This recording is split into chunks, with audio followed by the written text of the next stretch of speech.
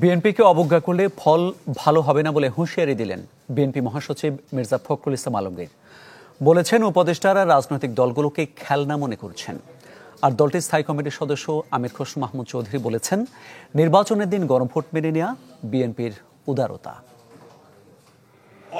Niacinamide ও salicylic সমৃদ্ধ lily face wash যা ফেসের ডেড স্কিন সেল দূর করে দেয় দ্বিগুণ ফাস্টার ব্রাইটেনিং। বিএনপির স্থায়ী কমিটির সদস্য সাবেক মন্ত্রী তরিকুল ইসলামের মৃত্যুবার্ষিকী উপলক্ষে এই আলোচনা সভা যশোরের টাউন হল ময়দানে অনুষ্ঠানে যোগ দেন বিএনপি মহাসচিব মির্জা ফখরুল ইসলাম আলমগীর। নির্বাচনের দিনই গণভোটের দাবি পুনর্ব্যক্ত করেন। এ সময় অন্তর্বর্তী সরকারের উপদেষ্টার কড়া সমালোচনা করে বলেন, রাজনৈতিক দলগুলোকে হাতের খেলনা মনে করলে ভুল হবে। রাজনৈতিক দলগুলো হচ্ছে তাদের হাতের খেলনার মতো, এটা ঠিক হয়নি। আপনারা কথা দিয়েছেন, আমরা তো প্রত্যেকটা সবাই গেছি, প্রত্যেকটা সবাই আমাদের মতামত দিয়েছি। আজকে কেন আবার এই প্রশ্ন উঠছে যে রাজনৈতিক দলগুলোকে বসে এই বিষয়ে সিদ্ধান্ত নিতে হবে? তাহলে আপনারা কি করলেন এতদিন ধরে?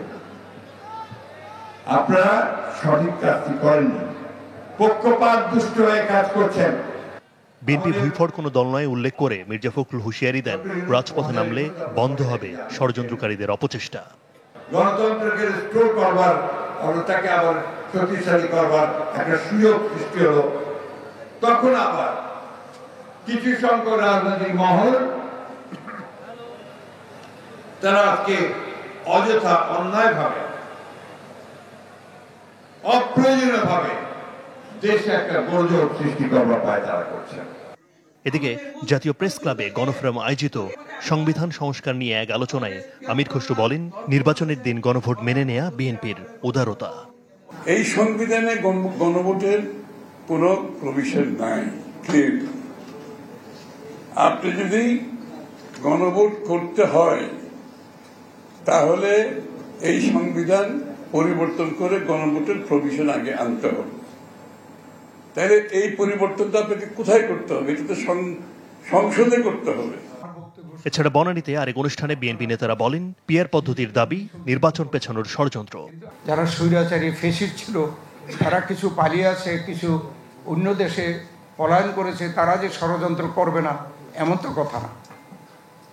আর এখানেও বাংলাদেশে কিছু ব্যক্তিরা কিছু ইস্যু নন ইস্যুকে ইস্যু করে এখানেও নানা রকমের সংকট সৃষ্টির চেষ্টা করছে।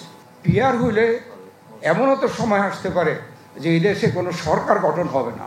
সব ষড়যন্ত্রকে ব্যর্থ করে ফেব্রুয়ারিতে ভোটের সার্বিক প্রস্তুতি নিচ্ছে বিএনপি, জানান নেতারা। এবং আমরা সর্বদিকে প্রস্তুতি নিচ্ছি।